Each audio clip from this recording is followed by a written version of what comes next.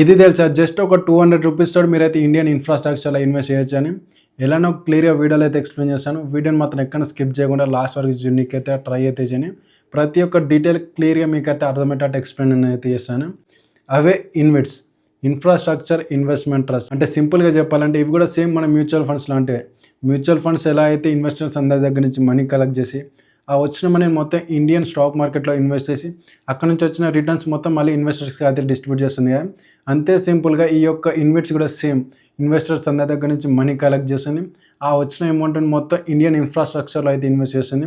అక్కడ నుంచి జనరేట్ అయ్యే ఇన్కమ్ అయితే ఉంటుంది కదా, ఆ యొక్క ఇన్కమ్ని మొత్తం మళ్ళీ ఇన్వెస్టర్స్కి అయితే డిస్ట్రిబ్యూట్ అయితే చేస్తుంది. చాలా సింపుల్గా అయితే ఉంటుంది ప్రాసెస్. ఇప్పుడైతే ఇన్ డీటెయిల్గా ఈ యొక్క ఇన్వెట్స్ అంటే ఏంటో క్లియర్గా అయితే ఎక్స్ప్లెయిన్ చేస్తానండి. ఇన్వెట్స్ అంటే ఏం లేదు, సింపుల్గా జస్ట్ ఇన్వెస్టర్స్ దగ్గర నుంచి మనీ కలెక్ట్ చేస్తుంది. ఆ అమౌంట్ని మొత్తం ఇండియన్ ఇన్ఫ్రాస్ట్రక్చర్లో అయితే ఇన్వెస్ట్ చేస్తుంది. ఇన్ఫ్రాస్ట్రక్చర్ అంటే ఇండియాలో ఉండే రోడ్స్లో కానీ లేదంటే పైప్ లైన్స్లో కానీ పవర్ ట్రాన్స్మిషన్ లైన్స్లో కానీ ఇటువంటి వాటిలో అయితే ఇన్వెస్ట్ అయితే చేస్తుంది. అక్కడ నుంచి జనరేట్ అయ్యే ఇన్కమ్ మొత్తం కలెక్ట్ అయితే చేస్తుంది. అంటే రోడ్స్ నుంచి జనరేట్ అయ్యే టోల్ ట్యాక్స్ కానీ అలాగే ఈ యొక్క పైప్ లైన్స్లో నుంచి జనరేట్ అయ్యే లీజ్ అమౌంట్ అలాగే ఇంకా పవర్ ట్రాన్స్మిషన్ లైన్స్లో నుంచి జనరేట్ అయ్యే లీజ్ అమౌంట్ ఇటువంటి అన్నిటిని అయితే కలెక్ట్ అయితే చేస్తుంది. ఆ కలెక్ట్ చేసిన కొంత భాగమేమో మళ్ళీ మెయింటెనెన్స్ కోసం అయితే ఖర్చు అయితే పడుతుంది. మిగతా అమౌంట్ ఏదైతే ఉంటుందో ఆ అమౌంట్ మొత్తం మళ్ళీ ఇన్వెస్టర్స్కి అయితే డిస్ట్రిబ్యూట్ అయితే చేస్తారు.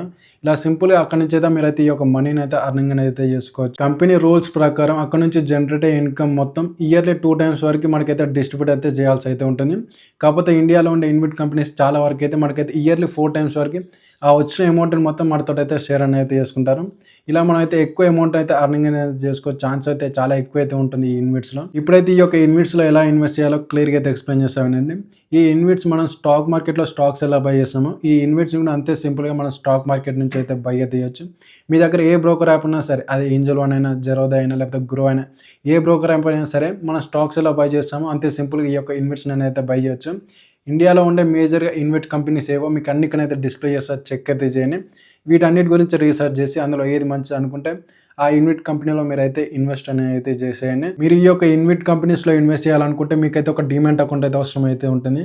కింద డిస్క్రిప్షన్లో మీకైతే అన్ని డీమ్యాట్ అకౌంట్ లింక్స్ అనేది ఇచ్చాను. మీకు నచ్చిన డీమ్యాట్ అకౌంట్ని అయితే ఓపెన్ అనేది చేసుకొని అక్కడ నుంచి మీరైతే ఈ యొక్క ఇన్వెస్ట్లో అయితే ఇన్వెస్ట్ అనేది చేసేయండి.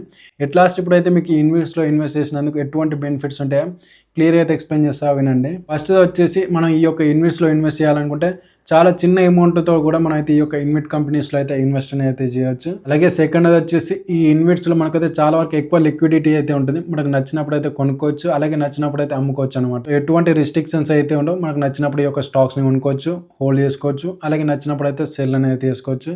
ఇలా మనకైతే చాలా లిక్విడిటీ అయితే ఉంటుంది ఈ యొక్క ఇన్వెస్ట్లో. థర్డ్ వచ్చేసి మనం ఈ యొక్క ఇన్వెస్ట్లో ఇన్వెస్ట్ చేసినందుకు మనకైతే రెగ్యులర్ ప్యాసివ్ ఇన్కమ్ అనేది జనరేట్ అవుతూనే ఉంటుంది. మనకు ఇయర్లీ ఒక 4 times వరకు అందులో నుంచి వచ్చే అర్నింగ్స్ అనేది షేర్ అవుతాయి. కాబట్టి మనం అయితే చాలా ఎక్కువ అయితే ఈ యొక్క ప్యాసివ్ ఇన్కమ్ అయితే జనరేట్ అయితే చేసుకోవచ్చు.